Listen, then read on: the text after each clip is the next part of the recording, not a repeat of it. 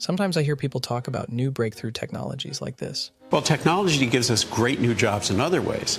Think about the independent sellers who use the Amazon marketplace to sell in a way they couldn't do before. Historically, technology has brought about more jobs than it has effectively destroyed. Economic Forum predicts that 85 million jobs will be displaced by automation and technology, but it would also create 97 million new roles.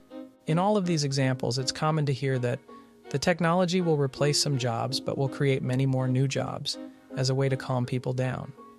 This pattern is probably as old as humanity itself. It's not too hard to imagine a similar conversation between two humans at the intersection of hunting and gathering and the advent of agriculture. If just anyone can farm or raise livestock, what are all of us hunters and gatherers supposed to do? What do we teach our children about survival? What happens to our entire culture? And yet nobody today is yearning for the days of needing to chase down prey or have an encyclopedic knowledge of where to find edible plants as the seasons change. Roughly 100% of us have moved on and accepted the benefits of forming cities, systems of government, economic systems, and cultural accommodations in response to the newfangled technology of farming. One could argue that we sacrifice the part of our humanity that we spent thousands of years forming as hunter-gatherers to foster other, more novel parts that we've collectively agreed are healthier and safer, even when considering the new problems that have arisen as a result of living in cities and managing exponentially more people than the human tribes of the past ever had to worry about. So why am I worried about this whole AI thing? Won't we just adapt again? Why can't we look at AI the way people looked at any previous breakthrough technology and believe in our ability to replace old jobs with new ones? It's called generative AI. Surely some of the things it will generate will be new jobs, right? Yeah, maybe not.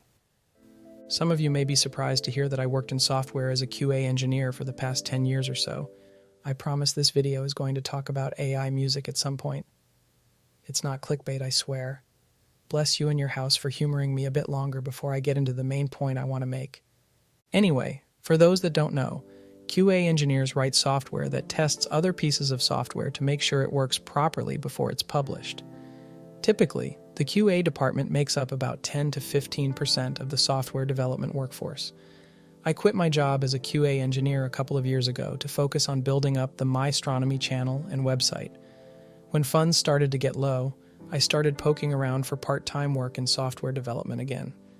Up until this point, software development in any role was considered a pretty safe career. People for decades have been saying, learn to code, it's the future of work, everything is on computers, every company needs engineers, etc. And that had been true for me personally. I never interviewed more than twice before receiving an offer during the decade that I was in that profession. I was sometimes even offered work without interviewing. So when I discovered that virtually all that job security vanished the second something called ChatGPT was released into the world, you can imagine the panic I felt. I worried that I wouldn't be able to pick up work the way I had been used to. And after submitting over 1,000 applications for QA engineer roles not only in my state but all over the country, and getting nothing back, my worst fears were realized. I reached out to former colleagues to see if they had anything I could do. People I had great relationships with, including former managers. I was told on 2 separate occasions that AI had created such a massive change in the productivity of individual developers that they no longer had a dedicated QA department. They weren't saying that they had stopped doing QA tasks, just that it was no longer necessary to pay a whole department for something 1 or 2 good developers could do on their own with an AI coding assistant. I was told by one of my former employers that not only did they no longer hire QA engineers, but they also stopped hiring junior developers, which typically make up about 20 to 25% of the development workforce. So in less than 3 years, AI has reduced the total number of development jobs, at least for some companies like the ones I used to work for, by 30 to 40%. And let's please keep in mind that this technology is still in its infancy. But even in its primitive form, ChatGPT amassed 100 million active users in its first 2 months of being publicly available, setting the record for the fastest growing app in history. Music generated by AI. It's important to remember what people said about ChatGPT's early demonstrations, and what people said about AI-generated music extremely recently. No one's laughing at ChatGPT now, and after efforts made by companies like Udio or Sunyo, there aren't many people left laughing at the ability of AI to write music either. What is a traditional musician? This may seem like a question with an obvious answer, but as I tried to explain it in my head, I found myself doing a lot of, oh, but what about this? What about that? For example, you could say a traditional artist is someone that uses a physical tool to create physical art, or physically writing music to be played by a room of living, breathing musicians. But today, most art and music is done digitally, and it's hard to say that someone who has an idea for a song, and instead of finding a band to play it with, instead uses software to bring that idea to life isn't a traditional musician. They are using all the tools a traditional musician would in the ways that matter, like understanding music theory, instrumentation, orchestration, etc. I think it's important to remember this fact when we talk about using AI to create art, seeing that AI exists in the digital realm. The essential point being that a digital creation is just as authentic as one produced physically. I encourage you to comment if you disagree. I'd love to hear different points of view on this idea. That said, AI will undoubtedly change how we define traditional art creation. Before AI, an artist fulfilled every role required from concept to execution.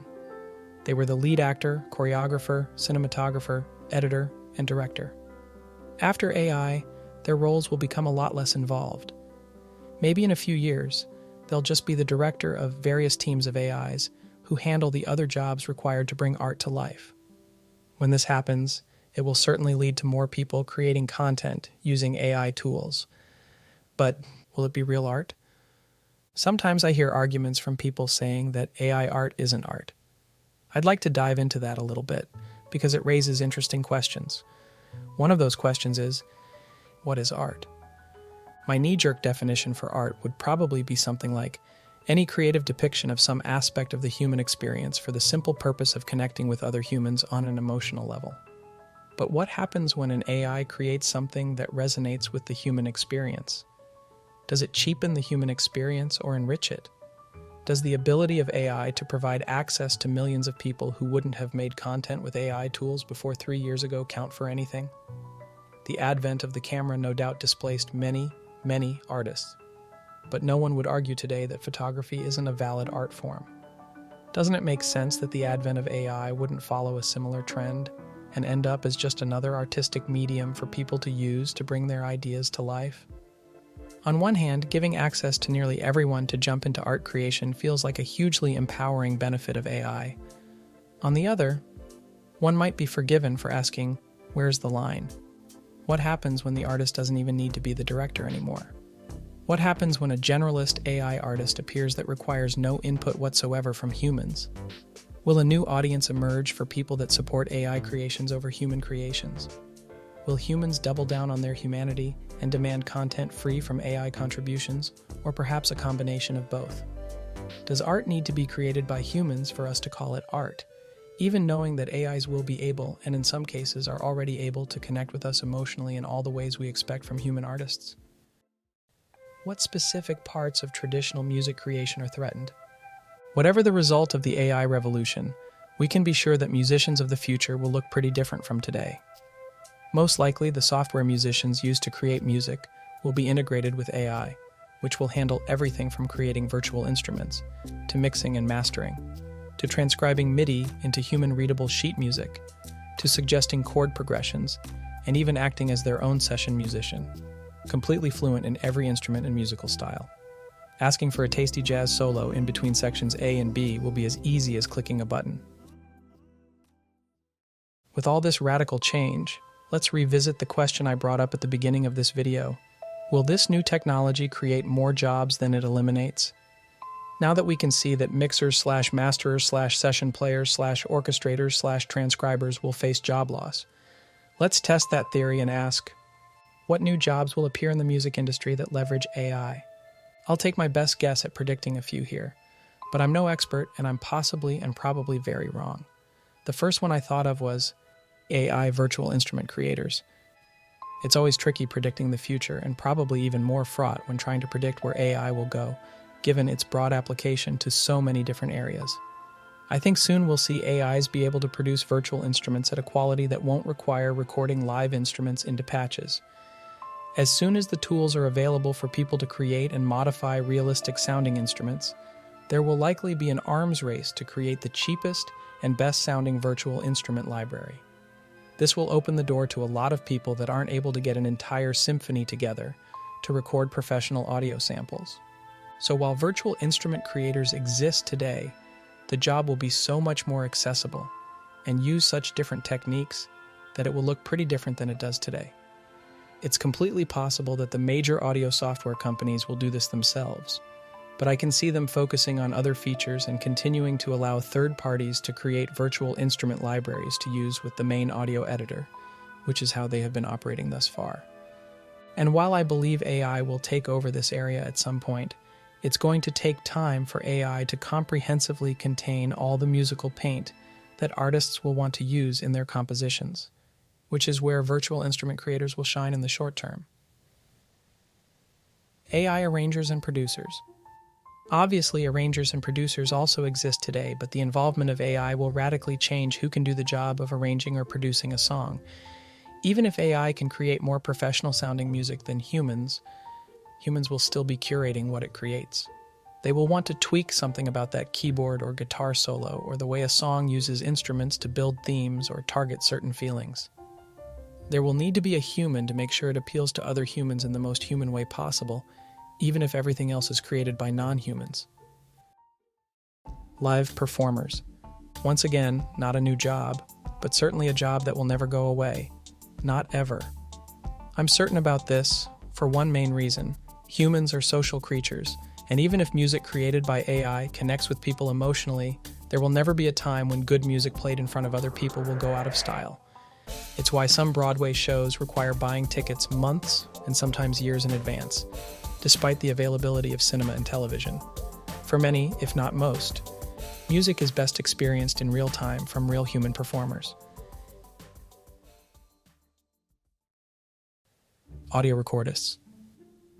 Because live performing will never go away, we can safely assume that recording live audio will also never go away. It may be that after you record the audio, an AI handles the rest of the work, but the AI will be able to do more from good quality recordings, which will always require someone to understand how to most optimally place microphones. The examples I included here certainly don't represent the extent of what having a job in the music industry will look like, but it provides enough information to assume that AI will likely not provide a lot of new jobs, but rather explode open the jobs that exist already for a lot more people with much fewer resources and musical expertise. And with such an expanded community of creators, the question must be asked: how will musicians be compensated in the future? Oof, what a topic. Have musicians ever been compensated fairly in the history of the world? The top 1% of musicians have always been well taken care of, but the 99% of musicians who dedicate their lives to music and continue to live gig to gig or have a teaching salary, or musicians that need to have a second job to supplement their musical endeavors, could probably tell you the money isn't where they'd like it to be even today. Training data. This is probably where I see the most controversy in all AI-generated art conversations, that is to say, the issue of how these models are trained. There are two interesting points that defenders of AI bring up that I'd like to discuss. First, I've heard many times that AI isn't doing anything that other artists don't do. That is to say, that an artist will look at other artists' copyrighted work and take inspiration from it and create something new that incorporates certain features represented in the copyrighted work. Proponents of AI will argue that it's a clear case of fair use and that it's transformative as opposed to derivative, meaning it doesn't produce a result that competes with the original or is sufficiently different from the original that detractors can't claim that it infringes on the original work. This argument might be technically valid, but to me, AI is a powerful enough technology with such massive implications that current copyright law couldn't possibly have taken it into account. And there's no question that the number of artists it will displace demonstrates a pretty obvious case of competing with the original work. Because if the artist of the original work isn't being paid anymore for the art they create, because an AI can do it just as well, having been trained on the artist's work, then clearly that impacts the artist and creates competition that wouldn't have existed otherwise. The second argument is a little more compelling, but still feels a little gross. The argument is as follows. Even if you deleted all training data and only used the data from one or two artists that you paid, you'd still be having to decide which parts of the art are original versus inspired from other artists. For example, let's say you find someone that paints in the style of Jim Lee. So you pay them to create some images in the style of Jim Lee, and now you have a Jim Lee model. Having never talked to Jim Lee because the art that was created by a human who wasn't Jim Lee. Where do you draw the line between what parts of the images were inspired by Jim Lee and what was plagiarized? Who then do you pay? Does Jim Lee get a royalty for an AI model trained completely by images that Jim Lee didn't create? It's easy to see how this might get sticky really fast. It demonstrates that you don't need the original artist's work to train a model that produces art that looks incredibly similar. Even if you had zero training data, you could theoretically tell an AI model more curvy lines, or brighter colors, or thicker pencil strokes to get to a result that will look the way you want, which can ultimately result in an image that looks like it was created by a certain artist. So while my heart goes out to artists who have had their work included in training sets, I don't believe that it would stop AIs from producing work that emulates copyrighted work. You might say, well, if that's true, then why don't they stop using copyrighted work? And the answer to that is probably speed. It can get to a desired result much faster if it knows what it's going for, and the more data you can feed it will make it understand the nuances of an artist's style with a lot more clarity. And honestly, I'm on board for boycotting AI from training on copyrighted data for no other reason than to prove that what I'm saying is likely true. Let's have AI put its money where its mouth is and create its own content. But if I'm right, and AIs don't need to scrape copyrighted content from the internet to produce quality results, it sort of blows up the argument that it should be paying all artists that have had their art included in training data for AI models. It also raises interesting questions about what parts of an artist's style can be copyrighted in the first place. Does Van Gogh own swirly pastels? Does Frank Miller own his high-contrast black and white style he's known for in his graphic novels? Going back to music, does Hans Zimmer own his percussion-heavy style in his film scores, or does Meghan Trainor own her clearly Motown-inspired melodies? Music was already fraught with complications with who owns what. One only has to look at all the times artists have been sued in the past for using elements found in other artists' work, with wildly different results that by no means set the record straight on what qualifies as plagiarism. It's not hard to imagine how AI might complicate it even more. The advent of streaming sites has also done real work in splitting the revenue pie for artists into smaller and smaller slices. But what happens when even the likes of Spotify, who hosts millions of artists on its platform, can't compete with AI-created content that breaks into the Billboard Top 40?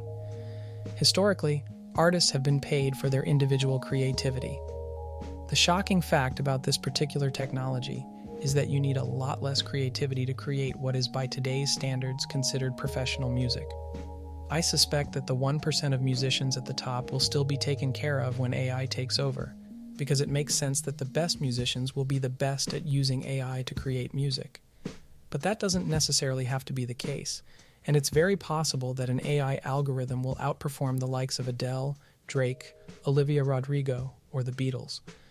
If that happens, it will be interesting to see how we react as consumers of music. Will it drive us crazy to know that AI can create better music at a technical level than any of our favorite musicians, resulting in a movement to boycott AI-generated content? Or will we accept it as good art regardless of where it comes from? Will artists have to include disclaimers on new albums that specifically state that it was exclusively created by humans in order to maintain their artist cred? Or will everyone embrace integration with AI at any level? Regardless of what happens, one thing is for certain: music creation will never be the same.